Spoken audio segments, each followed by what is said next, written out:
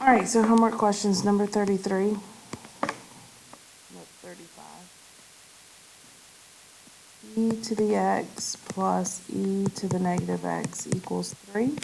So what I'm going to do is multiply through everything by e to the x, left and right. So here I have e to the x twice or squared. And I'll show you why I wrote that way, plus this is really e to the x times 1 over e to the x, and it equals 3 times e to the x.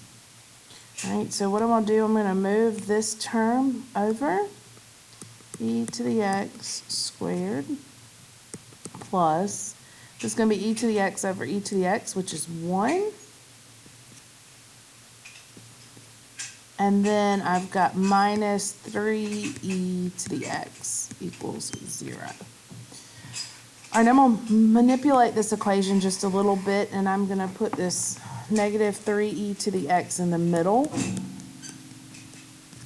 So I got minus 3e to the x plus 1 equals 0. So now if you think about quadratic form, ax squared plus bx plus c equals 0. Essentially, this is quadratic form. Instead of x, what I have is e to the x. So instead of, when I get to quadratic formula, instead of saying x equals opposite b plus minus square root of b squared minus 4ac all over 2a, what I'm going to do is I'm going to say not x equals, but e to the x equals, because that is my x. If you look, you can see the quadratic form here. X squared minus 3x plus 1, okay?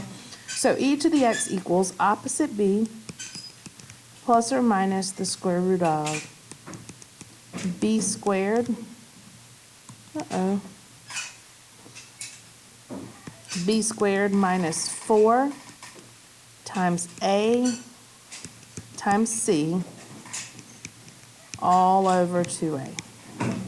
So I have e to the x equals 3 plus or minus the square root of, this becomes 9, this becomes 4, 9 minus 4 is 5.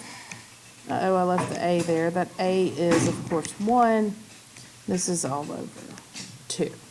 So now the only thing left to do on this is to change forms to solve for that variable that's in the exponent here. So I get log base e, which if you recall from algebra 2, log base e is the same thing as natural log. So natural log of 3 plus or minus root 5 over 2 equals, and remember logs always equal exponents, equals x. So if you're on a non-calculator problem, of course you can leave it like this. This is an exact answer. If you are on a calculator problem, you are welcome to plug this in to find the decimal equivalent there. All right, number 39. Y equals 2 log 3 minus x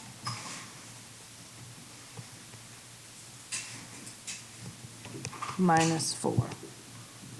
Okay, I'm going to rewrite this a little bit differently. I'm going to say 2 times the natural log of, I'm going to put the negative in front here this way so you can see.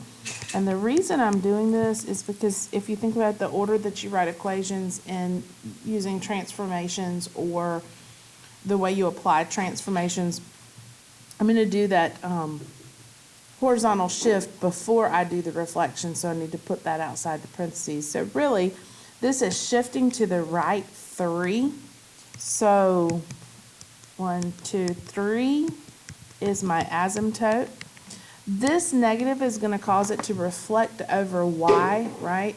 And that reflection before that other shift, but that reflection is going to happen causing it to be on this side of the asymptote instead of this side of the asymptote. All right, so let's pick a point and really probably 1 point's all we're gonna be able to do without reaching for our calculator at some point.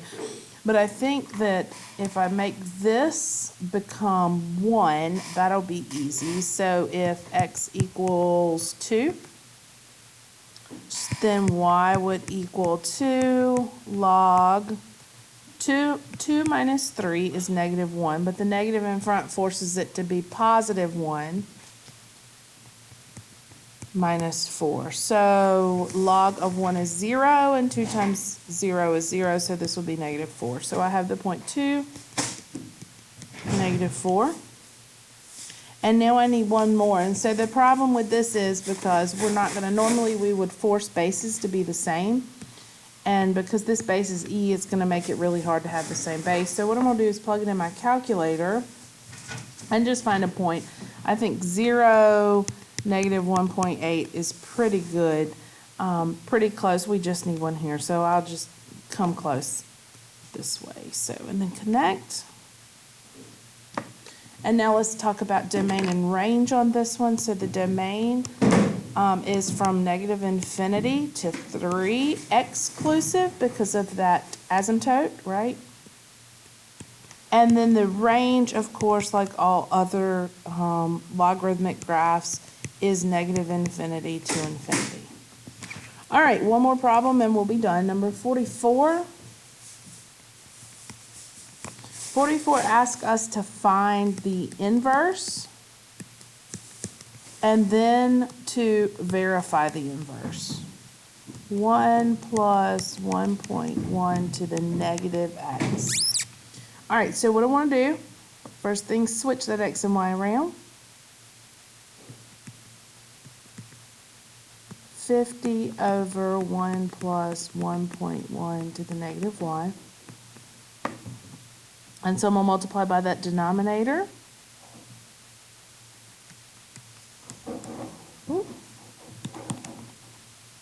So this becomes x times 1 plus 1.1 to the negative y. Uh-oh. Oh, you're fine. To the negative y equals 50. Okay, I'm going to divide both sides by x, so I get 1 plus 1.1 to the negative y equals 50 over x. Subtract that 1.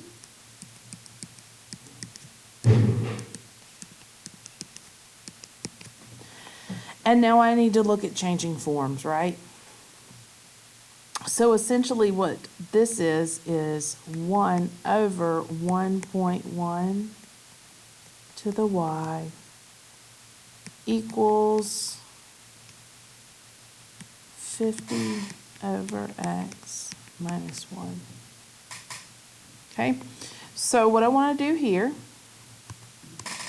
is think about really 1 to the y power is still 1, right? So I could really write this as this, okay? So now what I want to do is change the form. So log the base is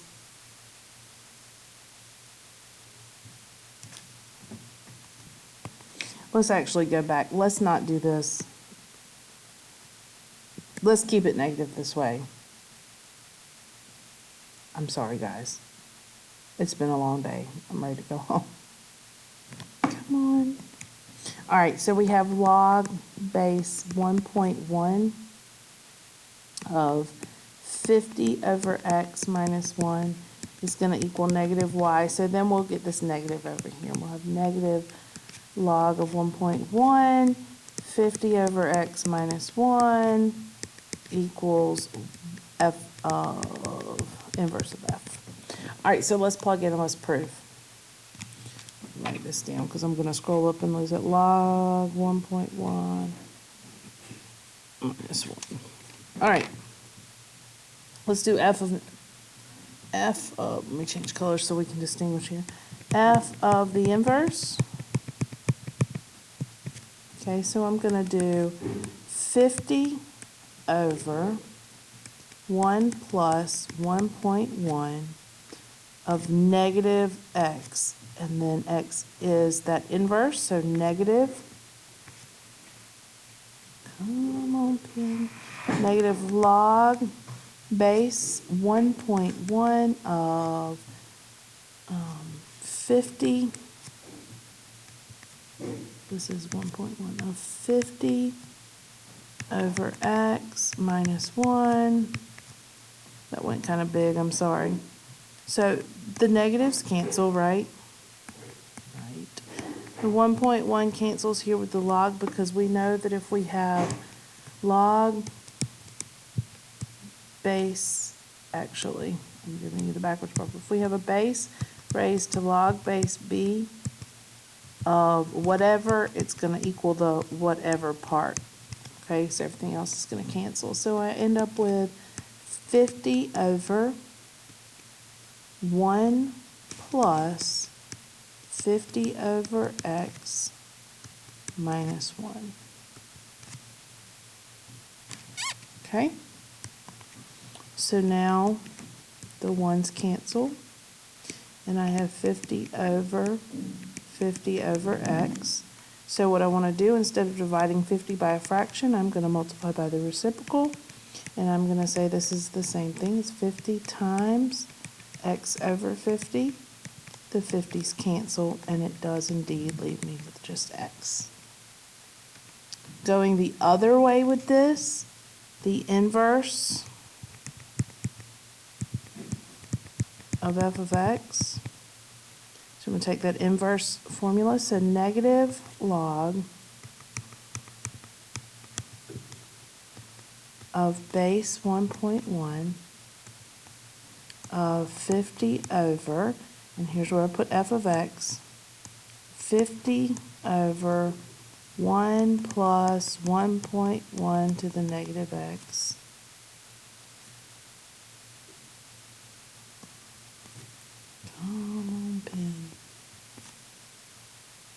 minus 1. Okay? Actually, that minus 1, let's see, log 1.1. With all of this. So again, working with that concept of not dividing by a fraction, but rather multiplying by the reciprocal, I have negative log 1.1, 50 times 1 plus 1.1 to the negative x over 50 minus 1. So that would be negative log 1.1. The 50's cancel. And I have 1 plus 1.1 to the negative x minus 1. Y'all, I'm not going to lie, I was getting nervous about this problem for a little while until I got about here. All right, of 1.1 to the negative x. Again, this is the backwards of the property I wrote up here. If your base is the same,